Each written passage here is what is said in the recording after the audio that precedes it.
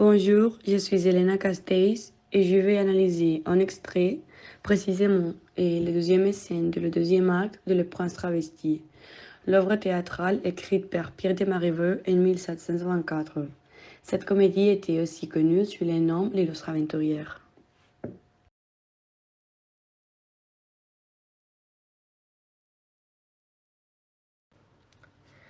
Et Marivaux est un écrivain français, né à Paris en 1688, et connu pour son théâtre et attaché aux comédiens italiens. Il est le rénovateur du genre de la comédie française et en 1742, il est élu membre de l'Académie française. Dans cette œuvre, on trouve que la princesse de Barcelone et son amie Hortense sont amoureuses de Lelio, un prince déguisé pour étudier le comportement humain, mais celui-ci est amoureux d'Hortense.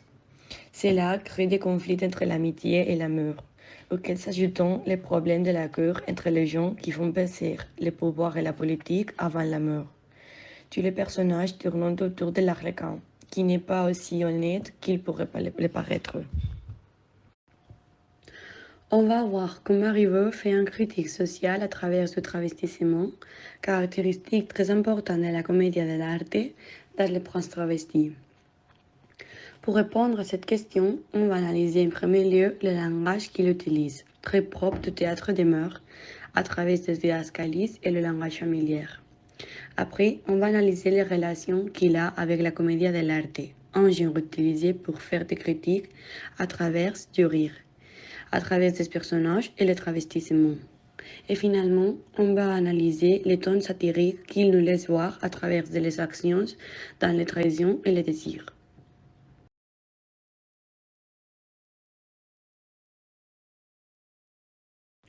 Le langage.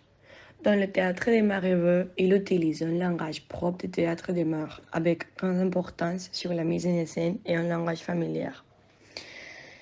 En premier lieu, on va voir les didascalies. Dans ce genre de théâtre, c'est très important la mise en scène. Alors, on trouve beaucoup de didascalies pour nous expliquer comment se passent les actions. Il y a des didascalies actives qui interviennent directement dans l'intrigue. Il y a des didascalies de fonction verbale car interviennent l'acte de parole, comme par exemple Arlequin à part. Il y a aussi des didascalies de fonction non verbale, car elles n'interviennent pas l'acte de parole, juste l'action. Comme par exemple, il retourne dans le fond du théâtre et de là il accourt comme s'il arrivait. À travers de ces didascalies, Marivaux peut raconter la scène avec beaucoup de détails pour mieux comprendre. De l'autre côté, l'utilisation du langage familier. Une des caractéristiques du théâtre des mœurs est de faire une critique à travers des rires. Pour parler de rire dans la littérature, on peut aussi parler du langage familier. Donc, on rit des situations quotidiennes. Dans ces fragments, on peut trouver des expressions très familières, surtout par rapport au langage de l'Arlequin. Par exemple, il utilise des expressions émettant le nom de Dieu en vain. Tu es bleu, qui signifie tu es radieux, et par la Zambie, qui signifie par la sang de la mort de Dieu. Aussi, il fait des références d'horoscope sens comme il est mourra, mais l'horoscope le veut.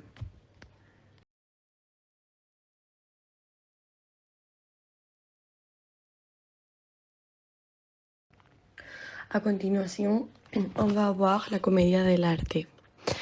La Commedia dell'arte était un genre de théâtre populaire qui s'est déroulé en Italie. Cette pièce de Marivaux a beaucoup de caractéristiques de ce genre. Dans la Commedia dell'arte, la trame principale, normalement, c'est les aventures d'un couple amoureux qui a des oppositions, généralement familières. D'un côté, on a les personnages. Dans ce genre, il y a aussi des personnages avec des caractéristiques propres. En premier lieu, on a les valets du petit peuple, qui se trouvent dans l'œuvre comme Arlequin. Aussi, on a les vieillards, qu'on trouve dans l'œuvre comme l'ambassadeur. Et finalement, les amoureux, qu'on trouve dans l'œuvre comme Lelio et Hortense. Par l'autre côté, on a le travestissement. Le travestissement, c'est une caractéristique très importante de la comédie dell'arte. Et dans cette œuvre, on trouve le prince de Lion qui se déguise de Lelio, un aventurier qui essaye d'explorer le monde, connaître la nature humaine et, si c'est possible, trouver sa future épouse. On trouve aussi le roi de Castille déguisé sous le nom de l'ambassadeur.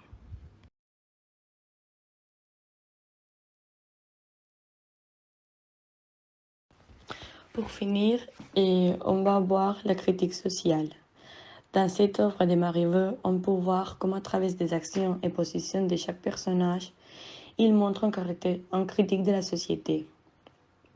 D'un côté, on va analyser la trahison fausse. Dans la société de l'époque, les valets devaient être honnêtes envers son maître. Dans Les Princes travestis, on peut voir ça avec la fausse trahison que Harlequin dit qu'il va faire à Lélio. Mais c'est juste une fausse demande d'autorisation pour faire croire à Frédéric que c'est vrai et finalement gagner l'argent sans trahir son maître. Cette scène nous laisse voir comme les valets restent honnêtes à son maître et ne le trahissent pas ni pour la fortune. Pour l'autre côté, on va analyser si c'est un désir amoureux ou un désir de pouvoir.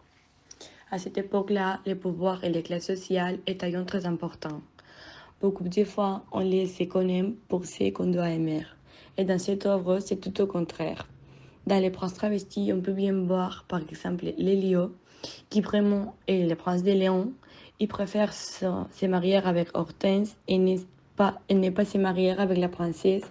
Et un peu pour ça, quand il disait « Je tremble que la princesse, pendant la fête, ne se primera sur la personne que j'aime ».